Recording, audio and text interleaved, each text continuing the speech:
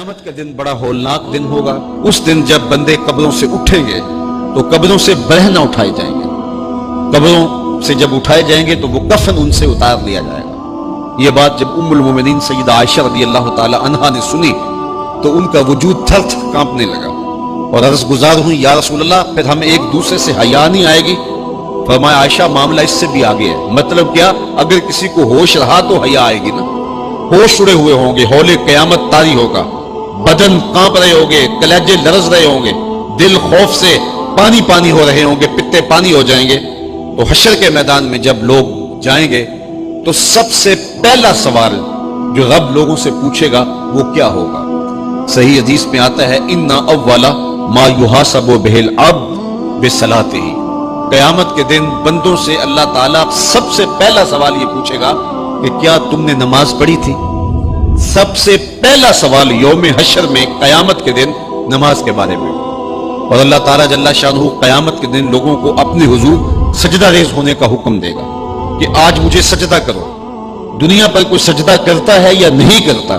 قیامت کے دن تو چاہے گا کہ ابھی سجدہ ریز ہو جاؤں، بلکہ کافر بھی چاہیں گے کہ ہم بھی سجدہ ریز ہو جائیں۔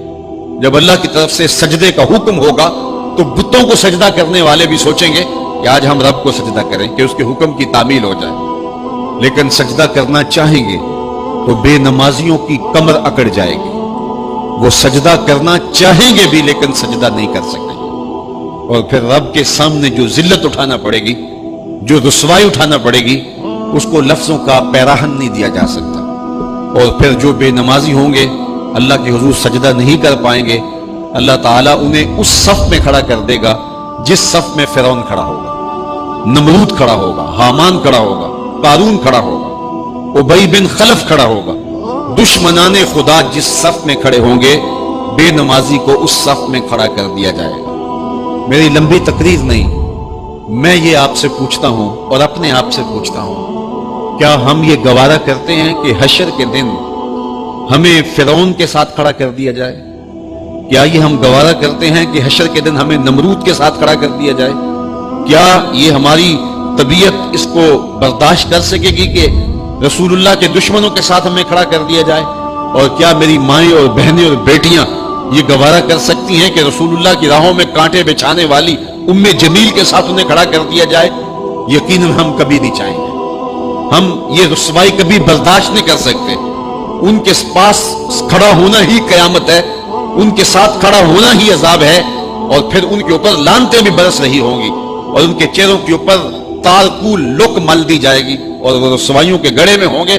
تو ان کے ساتھ کھڑا ہونا تو بہت بڑا عذاب ہوگا۔ اور اگر کوئی تکلیف بدنی نہ بھی ہو تو ہم یہ گوارا نہیں کرتے کہ خدا کے دشمنوں کے ساتھ کھڑے ہوں۔ ہماری تو آرزو یہ ہے کہ بلال حبشی کے ساتھ کھڑے ہوں، ہماری تو تمنا یہ ہے کہ داتا گنج بخش علی حجویری کے پاس کھڑا ہونا نصیب ہو جائے، ہمیں بابا فرید کے پاس کھڑا ہونا نصیب ہو جائے، امام اعظم ابو حنیفہ کی قربت میں حضرت امام حسین کی قربت میں کھڑا ہونا نصیب ہو جائے۔ ہم تو یہ چاہیں گے کہ اس زمرے میں آئیں۔ کل میں نے عرض کیا تھا 2 ہی برادری رہ جائے گی قیامت کے دن، باقی ساری برادریاں ٹوٹ جائیں گی، ساری عمارتیں ٹوٹ جائیں گی، صرف 2 برادریاں، ایک یہ برادری جس کا سردار ابو جہل ہوگا، ابو لہب ہوگا، اور ایک وہ برادری جس کے سردار محمد عربی ہوں گے۔ اب جو بے نماز ہوگا اس کو کدھر کھڑا کیا جائے گا؟ جدھر ابو جہل ہوگا، جدھر ابو لہب ہوگا، جدھر عتبہ ہوگا، جدھر عتیبہ ہوگا، جدھر ولید بن مغیرہ ہوگا، جدھر فرعون ہوگا، حامان ہوگا، شدید ہوگا، شداد ہوگا، نفدنون ہوگا، قارون ہوگا، دشمنان خدا ہوں گے۔ بے نمازی کو صف میں کھڑا کر دیا جائے۔ 6 گھنٹے کی تقریر نہیں کرتا، ان 2 لفظوں کو سمجھ لیں۔ کیا ہم گوارا کر سکتے ہیں کہ اس صف میں نہ کھڑے ہوں جس صف کی امامت رسول اللہ کر رہے ہوں، بلکہ اس صف میں کھڑے ہوں جہاں فرعون کھڑا ہو، نمرود کھڑا ہو، حامان اور قارون کھڑا ہو؟ تو یقیناً ہم تو اس تصور سے کانپ جائیں کہ ہم ادھر کھڑے ہوں گے۔ تو پھر آج دعا کی اس محفل کے اندر یہ عزم کر کے اٹھو کہ جان جائے تو جائے، نماز نہ جائے۔ 38 پہلے تھے، 39واں عدد تھا حضرت امیر حمزہ کا۔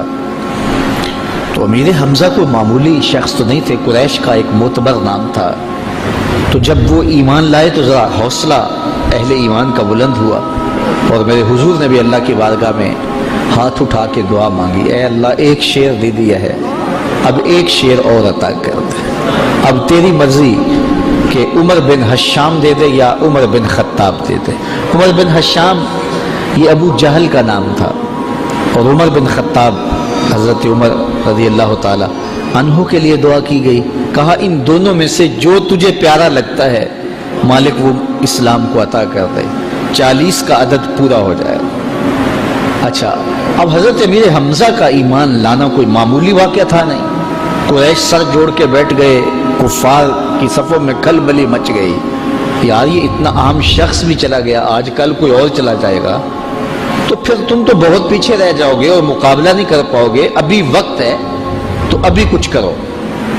تو 24 سال کی عمر ہے، ہاتھ میں تلوار لیے عمر بن خطاب اس عزم سے گھر سے باہر نکلتا ہے کہ نہ رہے بانس نہ بجے بانسری، میں تو چراغ زندگی بجھا دوں گا اور یہ قصہ ہی پورا کر دیتا ہوں۔ آج حمزہ ایمان لائے، کل کوئی اور ایمان لے آئے گا۔ تو عمر گھر سے نکلے اور دل میں ارادہ یہ تھا کہ بانی اسلام کی زندگی کا چراغ بجھا کے واپس پلٹوں گا۔ جوش ہے، جنون ہے، جذبہ ہے اور آنکھوں میں خون اترا ہوا ہے، تلوار لہراتے ہوئے مست ہاتھی کی طرح چل رہے ہیں۔ 24 سالہ جوان گھر سے باہر نکلتا ہے، لیکن تقدیر ہنس ہنس کے کچھ اور ہی کہہ رہی ہے۔ سودا لینے کے لیے بازار گئے، ہاتھ اس کے بکے جس کے خریدار گئے۔ جب اس چال سے چلے تو راستے میں نعیم بن عبداللہ ملے اور اس مستانی چال کو دیکھ کر کہا کہ کدھر کے ارادے ہیں؟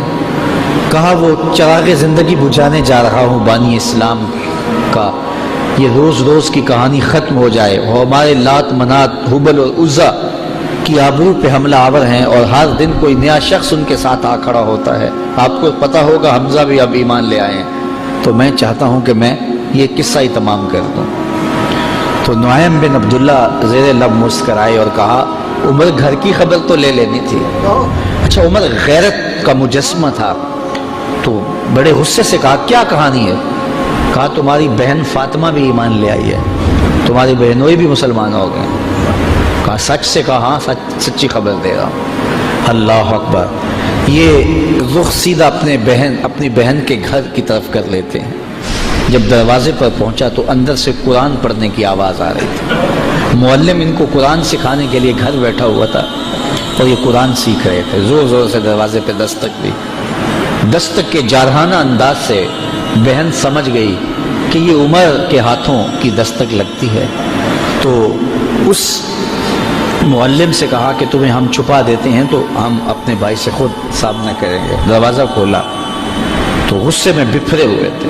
سنا ہے تم بھی دین چھوڑ دیا ہے، سابی ہو گئے ہو، یعنی اپنے گزشتہ دین کو ترک کر دیا ہے، اور اپنی بہن پہ ٹوٹ پڑے اور مارنے لگے، حتیٰ کہ انہیں لہو لہان کر دیا۔ اور وہ بھی جو ہے وہ استقامت کے ساتھ کھڑی ہے، اور پھر اس نے ایک جملہ کہا عمر اگر تم خطاب کے بیٹے ہو تو میں بھی خطاب کی بیٹی، جو کرنا ہے کر لو، میں دامن حضور کا نہیں چھوڑوں گی۔ تو جب یہ استقامت دیکھی کہ ایک عورت ذات اس قدر استقامت کا پہاڑ بن گئی ہے، تو وہ کون سی طاقت ہے جس نے اس کو یوں کھڑا کر دیا ہے؟ تو کہا کہ وہ جو تم پڑھ رہے تھے ذرا مجھے بھی تو سناؤ نا۔ کہا ایسے نہیں، پہلے غسل کرنا ہوگا۔ اب عمر غسل کر رہا ہے اور ظاہر کی میل دھل رہی ہے، غصہ اتر رہا ہے۔